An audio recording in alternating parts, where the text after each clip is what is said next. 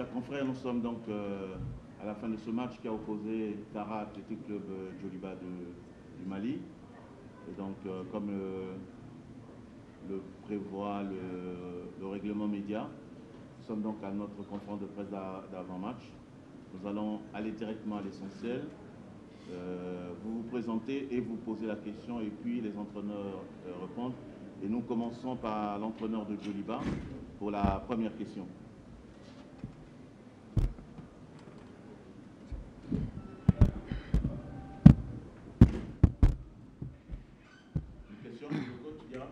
Oui, madame. Bonsoir. Oui.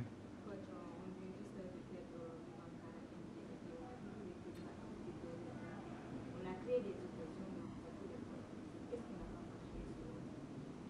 Bon, disons, je dirais d'abord bravo à l'équipe du Kara pour sa victoire. Et quant à la mienne,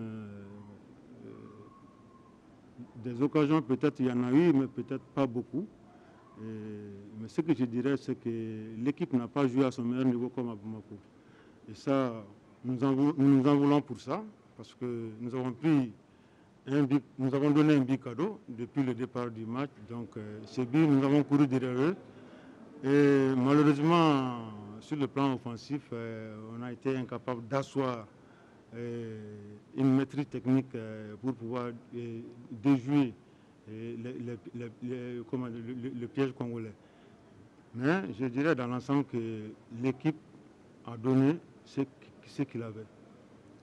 Les joueurs ont donné ce qu'il avait, ils ne pouvaient pas faire plus, surtout avec la sortie de Mamadou Koulibaly, ça nous a encore beaucoup diminué. Mais je dirais que c'est une équipe jeune, nous sommes à une reconstruction, donc ce n'est pas la fin du monde. Il nous reste encore 2 matchs, donc tout est possible dans ces 2 matchs-là.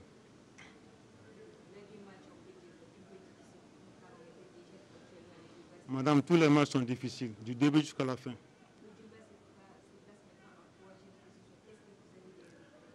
Mais où est-ce qu'on en était quand on était à Bamako avant le match contre le Kara? On était dernier de la poule. On a pris la 3e journée. Où est-ce qu'on en était? Donc ce n'est pas la fin du monde comme je l'ai dit. C'est un match de football. Il nous reste encore 2 matchs, donc nous avons nos chances encore. Voilà. Deuxième question, le coach Diarra. Oui.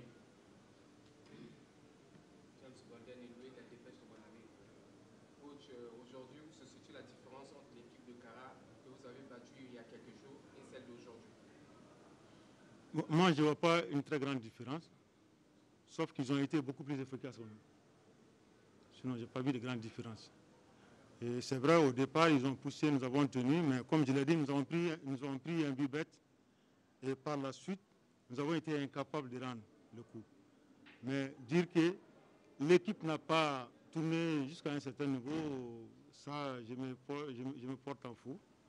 Et donc, je ne vois pas de très grande différence parce que j'ai vu une équipe du Kara en deuxième mi-temps et vers la fin de la première mi-temps qui était un peu à genoux.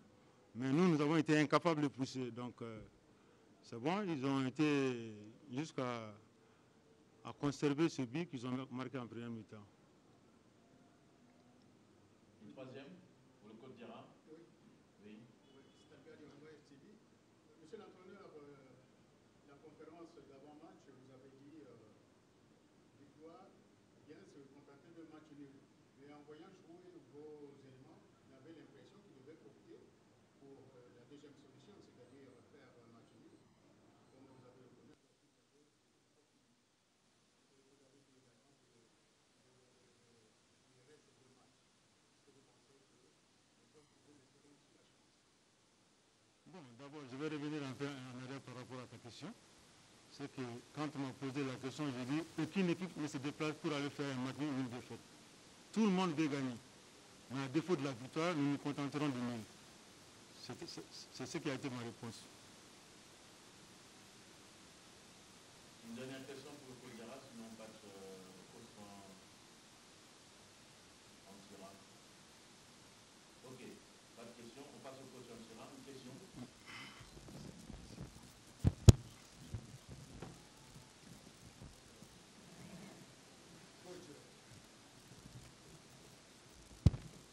J'ai senti que vous avez eu des problèmes pour le plus beau remplacement.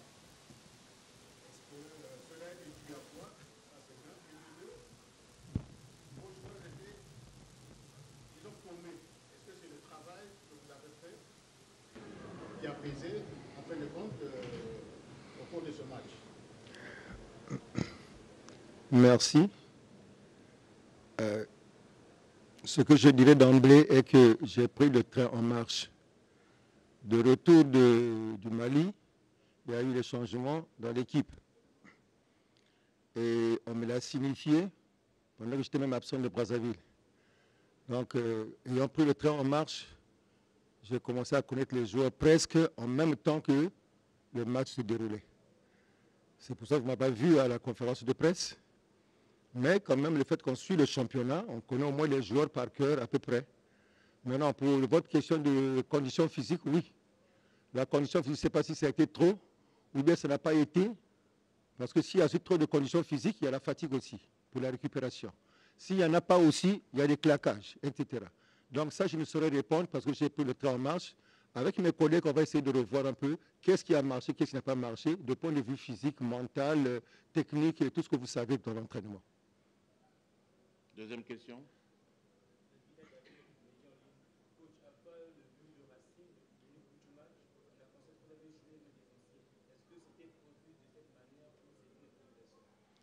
Non, nous savons que, d'après la vidéo, que l'équipe de Djoliba est une équipe qui attaque par les ailes, qui attaque par le milieu de terrain.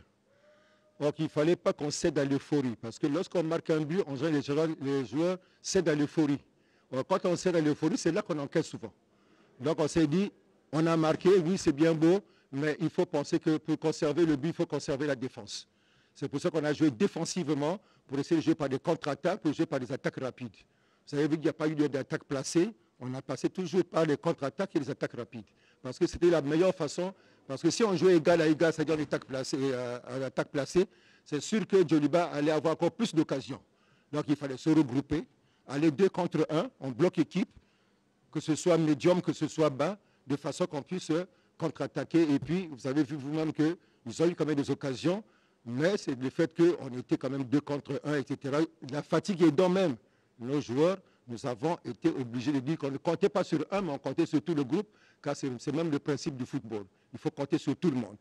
Donc on a joué beaucoup plus groupé, défensivement, on prenait aussi le médium, et on partait pour les contre-attaques et l'attaque rapide. Voilà, c'est un peu notre système de jeu.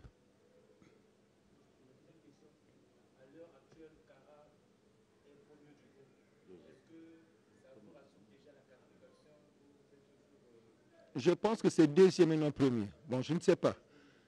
Deuxième, je crois. Vous dites ça assuré. C'est comme a dit mon collègue, rien n'est fait d'avance. Le football est très taquin. Le football peut vous surprendre. C'est pour cela qu'il faut éviter l'euphorie même de la joie.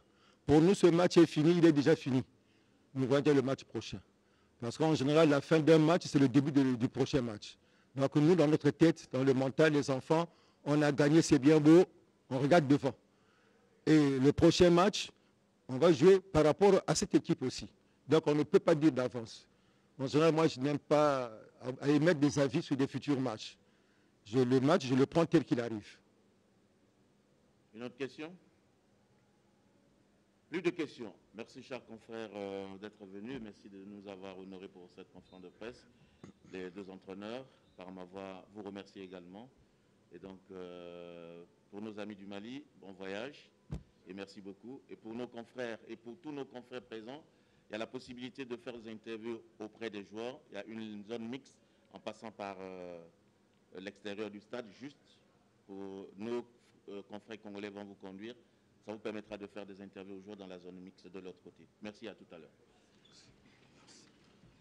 Merci beaucoup. Moi, c'est bon, merci. Merci beaucoup.